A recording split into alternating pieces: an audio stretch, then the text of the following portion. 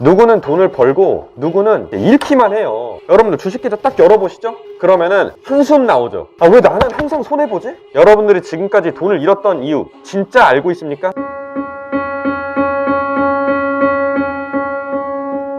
안녕하세요, 프론트맨입니다. 오늘은 주식으로 돈을 잃는 사람의 특징에 대해서 한번 얘기해 보겠습니다. 사람들은 왜 항상 고점에서 사서 저점에서 파는 행위를 좀 반복하는 걸까요? 자, 여러분들 궁금하시죠? 왜 내가 사면은 꼭대기고 내가 팔면은 그게 왜 바닥일까? 자, 여러분들 이거를 답하려면 심리라는 걸 아셔야 돼요. 자, 여러분들은 고점에 사는 이유가 뭐라고 생각하십니까? 여러분들은 고점인지 모르고 사요. 고점은 어떻게 되는지 아세요? 주식이 그래프가 이렇게 올라가잖아요. 그러면 처음에 여기일 때는 사람들이 관심을 안 가져요, 이 주식에. 그냥 이 주식이 있나 보다 관심도 없어요. 그러다가 올라가기 시작하면 뉴스 같은 게 나옵니다. 이게 올라간다, 뭐 한다. 또는 주위에서 친구들이 이걸 샀다, 뭐 한다. 얘기를 조금씩 듣는 시점이 올라가기 시작한 시점이고요. 뉴스에서 이제 막 이런 얘기를 합니다. 여기서 산 사람이 여기서 팔았을 때 얼마를 벌었네, 500만 원을 넣었는데 5천만 원이 됐네, 이런 얘기를 듣잖아요. 그럼 여러분 귀가 그냥 팔랑팔랑 거려요. 그러니까 여러분들이 여기서 휘둘린다는 거. 그러면서 여기서 지금이라도 살아야 되나 뭐 해야 되나 하면서 막 고민을 해요. 그럼 이때 막 뉴스에서 또 막 어떤 사람은 어떻게 됐고, 여기서 이제 기대값이 막 폭등을 하기 시작합니다. 그래서 지금이라도 사자, 매수 하는 순간 여기서 여러분들은 들어가게 돼요.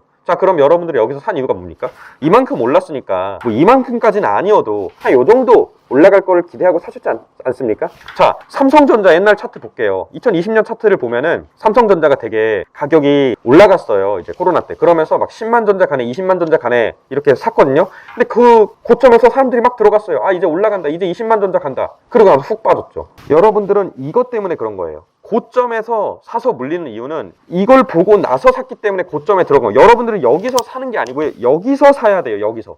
그러니까 여러분은 타이밍이 완전히 잘못됐어요. 그리고 나서 떨어지죠. 떨어질 때는 하염없이 떨어질 거라고 생각을 해요. 근데 이게 저점이 뭐 최저점을 판다 이런 얘기가 아니고요. 떨어지고 있으면 어떤 심리가 작용해요? 이만큼 떨어진 걸 보고 더 떨어질 거라는 무서움이 있어요. 또는 떨어지잖아요. 나 본전 올 때까지 안 팔라고 기다려요. 물론 처음에는 본전까지도 못 기다려. 처음엔 사람들이 어떠냐면, 아, 괜찮아, 일시적 조정이야, 이제 올라가겠지 하면서 기대를 해요. 하지만 그 기대 심리를 여기서 그냥 와장창 무너뜨리는 거죠. 그래서 여러분들은 고점에서 사고 물리는, 또는 저점에서 파는 이 행위가 반복되는 겁니다. 그러면은 공포에 매수하라는 말이 있는데 이 말은 무조건 믿어도 될까요?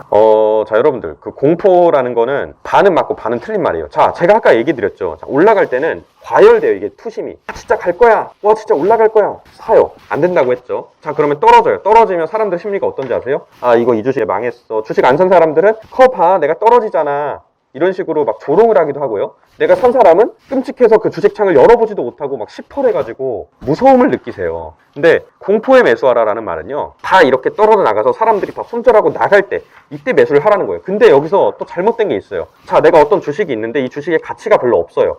계속 빠져요, 이렇게. 근데 이제 사람들의 공포가 여기 있으면 됐을 거야 해서 여기 사면요, 거래 정지되는 경우도 있어요. 무조건 공포에 사라는 게 아니고요, 심리상 공포에 매수를 하는 게 맞다라는 얘기일 뿐이지, 분석을 하고 심리상 공포에 매수하면 타이밍이 맞다는 얘기예요. 그냥 공포에서 그냥 무조건 들어가는 게 아니고요. 그러면은 손절을 잡는 타이밍은 어떻게 보면 될까요? 자, 손절 같은 경우는 이거는 또 되게 민감한 부분이에요. 왜 민감하냐면, 주식 투자는 모두가 원칙과 기준과 매매 그게 달라요, 스킬이. 어떤 사람은 사놓고 한 20-30% 손절 기준이 있을 수 있고요. 또 어떤 사람은 가격과 상관없이 어떤 보고서나 어떤 매출이나 영업이익의 실적이 떨어지면 자르는 경우도 있고요. 이거는 너무 다양해서 손절 기준을 말씀드릴 수가 없어요. 그런데 단타를 한다라고 했을 때 저 같은 경우는 3에서 4% 정도? 3%에서 한 4% 정도, 요 정도 바운더리를 잡고 이제 손절을 생각을 합니다. 단타로 수익을 낼 때는 5% 이상, 6% 이상 요 정도로 보고요. 그리고 만약에 조금 오래 가져가는 투자를 한다라고 하면은 저는 한 10에서 15% 정도 볼 것 같아요, 그 손절 폭을. 근데 그것도 사실은 뭐 분할 매수를 하냐 이런 거에 따라서 너무 천차만별이기 때문에 손절을 딱 얼마에 해라 이런 거는 없어요, 사실은.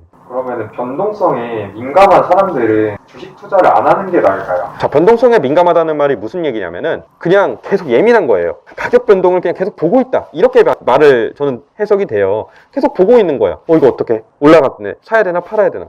자, 여러분들 그냥 심플하게 얘기를 할게요. 여러분들이 내 사업을 하고 있거나 또는 직장 일을 뭔가 열심히 몰두를 해야 돼요. 그러면 단타는 안 맞습니다. 왜 그러냐면은 여러분들이 계속 주식창을 보고 있을 수 없어요. 그럼 여러분들이 일이 똑바로 되겠어요? 안 돼요. 그럴 수는 없잖아요. 여러분들이 하물며 게임을 해도 게임 막 몰두하고 있는데 주식창이 보입니까? 안 보입니다. 무언가를 몰두하고 있으면 주식창 안 보여요. 근데 주식창의 변동성에 민감하던 사람은 민감하게 계속 그걸 확인한다는 뜻이에요. 자주자주. 그러면서 불안도 느끼고 감정도 잘 느끼고 계속 예민하게 생각을 해요. 그럼 여러분들의 일상이 굴러가지가 않아요. 그렇게 주식해서는. 그런 분들은 중장기 투자를 하거나 아니면 미국 주식 같은 걸 배당 주식, 배당금을 받는 형태로 투자를 하거나 이런 식으로 좀 길게 보는 투자를 하는 거는 괜찮습니다만 여러분들이 트레이딩을 한다. 사고 팔고 이런 거는 안 됩니다. 어렵습니다.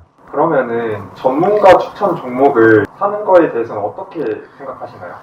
전문가의 추천 종목. 자, 여러분들 누가 전문가인가요? 흔히들 이 바닥에 전문가라고 하면 애널리스트가 있고요. 뭐에서 리서치에서 발간한 보고서가 있을 수도 있고요. 여러 가지가 있잖아요. 전문가의 추천을 보고 산다? 여러분들 투자는요. 자기가 확신을 가지고 사는 거예요. 투자는 남의 말을 듣고 종목을 매수하는 게 아니고요. 내가 확신을 가지고 거기에 몰두를 하고 들어가는 거예요. 그렇기 때문에 전문가의 추천을 받는 게 아니고 전문가의 추천은 참고를 하는 거예요. 그걸 보고 매수를 하는 게 아니고요. 그렇게 해서 설령 수익이 났더라도 그 수익은 언젠간 토해내게 돼 있어요. 계속 주식을 하시다 보면. 저는 전문가의 말을 참고를 하라고 말씀드리고 싶은 거지 전문가의 말을 듣고 그냥 사는 게 아니에요. 여러분들의 피 같은 돈이에요. 여러분들 그 돈 잃으면 그 돈 버는 거 쉽지 않아요. 여러분들은 직장에 가서 뭐 300만 원이 400만 원이 500만 원이 돈을 받지 않습니까? 여러분들 근데 주식은 1000만 원, 2000만 원 쉽게 사요. 그러다가 깨지잖아요. 그럼 여러분들 한두 달 월급 그냥 날아간다니까요. 거기서. 이미 경험 있으신 분들 이 영상 보고 계실 거예요. 근데 여러분들 주식은요 쉽지 않습니다. 저도 주식 투자를요 되게 오래전부터 시작을 했고 주식 하시는 분들도 많이 만나봤어요. 하지만 주식 투자는 어렵습니다. 왜 어렵냐면 조금만 얘기를 드릴게요. 자, 부동산 같은 경우는 변동성이 별로 없어요. 막 샀다가 바로 막 이렇게 됐다가 이렇게 되진 않아요. 기본적으로. 물론 거래가 될 수는 있어요. 몇 개가. 낮은 거래가 있고 최고 거래가 있고. 근데 주식은 변동성이 심합니다. 영향을 많이 받아요. 미국에서 뭐 했대. 뭐 갑자기 뭐 금리가 내려갔대. 그럼 막 떨어지기도 하고 올라가기도 하고 막 대선에 막 누가 됐대. 그럼 막 대선 테마 막 주라한가 가기도 하고. 국장 같은 경우는 굉장히 이게 변수가 많아요. 여러분들. 뭐 말 한마디에 팍 떨어지고 팍 오르고. 그래서 주식 투자로 저는 수익을 내는 거는 많이 어렵다라고 생각을 합니다. 그게 엄청 쉬운 건 아니에요. 꾸준하게 계속 수익을 내는 거는. 시장에 따라 변동도 되고 돈을 많이 버신 분들도 장이 안 좋은 장을 만나면 확 까지기도 해요. 근데 부동산은 무리한 레버리지를 쓰거나 이상한 걸 갑자기 해서 물리지 않는 이상 보통 그런 식으로 잘 되지는 않아요. 기본적으로 뭐 강남에 아파트를 샀건 강남에 건물을 샀건 그런 식으로 시나리오가 흘러가지는 않습니다. 잘. 그래서 저는 조금 주식은 약간 묻어나고 또는 뭐 약간 묻어놓고 이런 투자는 괜찮지만 단기적으로 뭘 하려고 하는 거는 그닥 여러분들의 일상에 도움이 되진 않습니다. 전업으로 그걸 하실 분들이 아니라면. 전업도 만만치 않아요. 자, 어떤 사람들이 돈을 잃냐면요. 첫 번째는 원칙 없이 투자하는 사람들. 자기 원칙이 없어요. 주식 투자에. 그냥 하는 거예요. 그냥 뭐 뉴스를 보고 했건 아까 전문가 그런 추천 종목들 질문도 있었지만 그냥 뉴스를 보고 그냥 막 매매를 하건 이런 식으로 하는 분들도 있고요. 아니면은 감정에 휘둘리는 사람들. 내가 지금 기분이 나빠. 내가 돈을 잃어서 복구해야 돼. 감정에 지배당하는 사람들. 이런 사람들도 주식으로 돈을 벌기가 쉽지가 않아요. 자, 세 번째는 1번과 비슷하지만 남의 말만 믿고 하는 사람들. 자기가 공부를 해서 주식을 해야지 이 조언 듣고 저 조언 듣고 그냥 막 해요. 그럼 여러분들은 바로 그냥 하향합니다. 그렇기 때문에 이런 분들은 저는 주식을 하지 않기를 권장합니다. 그게 여러분들이 돈을 지키고 돈을 오히려 버는 일이에요. 여러분들이 돈을 잃으면 그 돈을 복구하는데 시간이 꽤 오래 걸립니다.